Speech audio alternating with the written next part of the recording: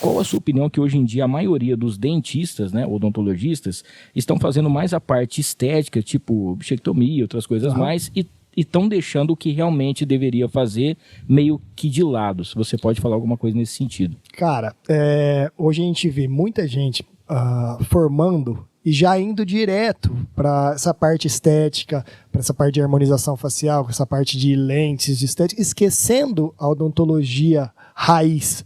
E isso é uma coisa que me preocupa, porque daqui a alguns anos eu falo que não falo que vai faltar dentistas, mas vão faltar dentistas qualificados para entregar uma boa odontologia. Porque como foi um boom, a gente tem vários booms dentro de profissões. E hoje estamos tendo um boom nessa parte de harmonização, de estética, mas não podemos esquecer do principal, que é a saúde.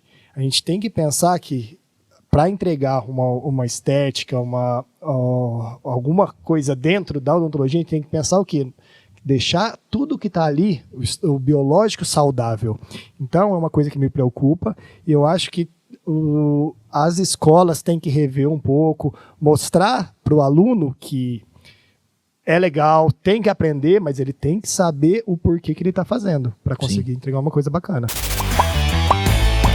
E aí, gostou desse corte? Então não esqueça, se inscreva no canal, ative as notificações, dá aquele like e compartilha para todo mundo. O link para o episódio completo tá aqui embaixo. É só clicar e assistir.